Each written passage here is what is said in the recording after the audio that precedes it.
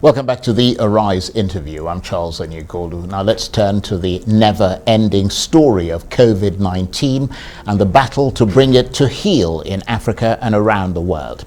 In South Africa, they are moving ahead of the rest of the continent in this regard.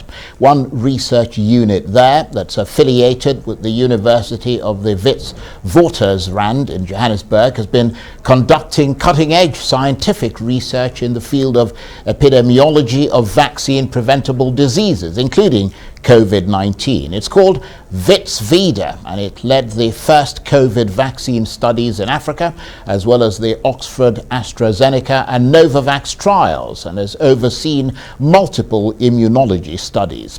So could this African-led research unit be the answer to the continent's vaccine challenges? When it comes to COVID-19, there's phenomenal amount of competition between scientists trying to attract studies to their own settings.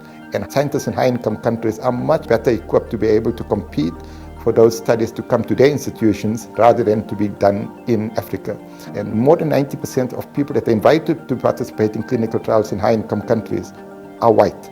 And that has led itself to a lot of criticism, that you are not able to generalize your study findings because you are somehow systematically excluding people of color. When we apply ourselves to our work, that on its own provides hope to those that are looking to us for solution to this whole thing, which is a vaccine. The people want a vaccine right now, but they want a vaccine that we as South Africans, we can vouch for it and say that this thing works because we have tested it ourselves. Well, for more on this, I'm joined now from Johannesburg by Professor Marta Nunes, Senior Researcher at Wits Vida. Thank you very much indeed, Professor, for joining us. We'll talk about your really impressive research in a minute, but at one point the COVID picture in South Africa was quite bleak. I mean, you're now well into your fourth wave. How seriously is it manifesting, and how bleak is the picture right now? Hello, and thank you so much for having me in the show. So actually, yes, South Africa is now probably past already the fourth wave. And as probably everyone knows, was very troubled times for us when the Omicron variant was discovered. But it's now shown that this variant was less severe than the other variants. So there were a lot of cases, so it was more infectious, it was more contagious, but less severe. So those were good news that the hospitals were not really overwhelmed in this fourth wave. And we believe that probably the peak of this wave is already past. So those are also good news. Right. Well, that certainly sounds like good news. But beyond the infection controls that South Africa has put in place, how much vaccine control does the country have? Yes, so it's true that the vaccination coverage in South Africa is not optimal. So we are still below the coverage that the country set as a target. And I think we are seeing that across the whole continent. So in South Africa, we do have vaccines available. So the vaccine centers have vaccines, but there are some reluctance of people coming forward for vaccination. And really, I really hope that we can change that scenario and people will come forward for vaccination, because now it's really well established that vaccination can protect against severe disease, and ultimately that's what we would like to prevent. Okay, well, let's turn to Omicron, which you mentioned briefly earlier. Do you think there's an equal sense of South Africans, for instance, feeling that they were given credit for identifying Omicron and sequencing it and sharing it so quickly, and at the same time being angry for being punished in terms of the borders of the West being closed to South Africa as a result?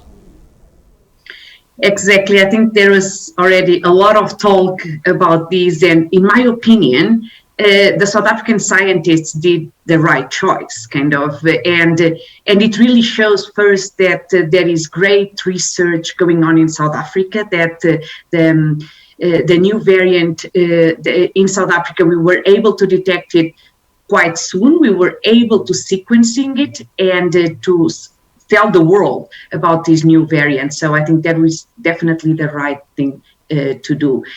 If South Africa was penalized for being so honest and so open about this discovery, yes, probably, but I still think that was the only way. That's really the only way. And I hope in the future, if new variants are discovered anywhere in the world, that the information will be shared at the same time that was the information regarding Omicron. And that brings me to your organization, the Vaccines and Infectious Diseases Analytics Research Unit of the University of the Witwatersrand, or Wits Vida. I mean, you've got over 25 years of cutting-edge research in vaccines and infectious diseases, according to your website, but no COVID-19 vaccine yet from you. Why is that, and where do things stand with that research?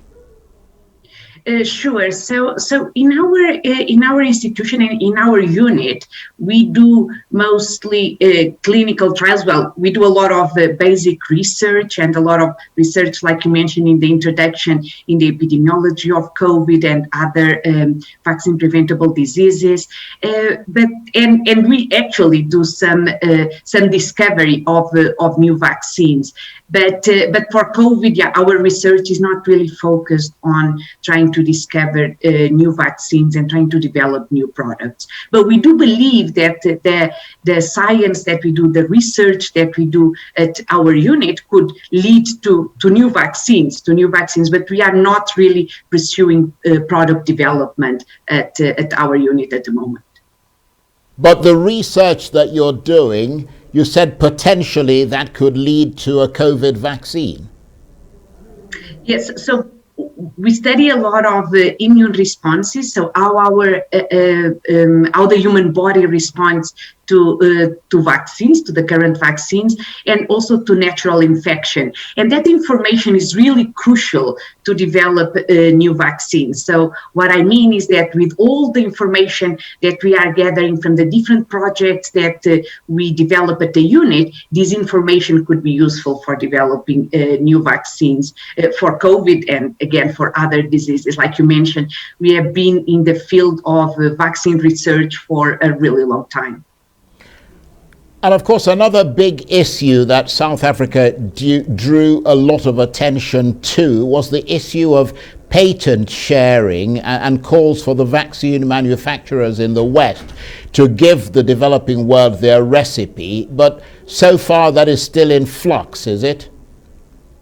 Yes, so I do believe that one of the vaccines will be at least the filling and finishing will be done here in South Africa, but it's still not going to be the whole process. And that is really crucial. Again, comes back to the sharing of knowledge that would be great, that especially in a pandemic situation could be done across borders. And of course, that probably could not be across the whole continent, because probably not all the countries have the capacity to manufacture vaccines. But for example, South Africa and a couple of other countries in the continent do have the capacity. So it would be really important to have this dialogue with industry and see if an agreement could be made and share the information for the vaccine formulations and the vaccine development.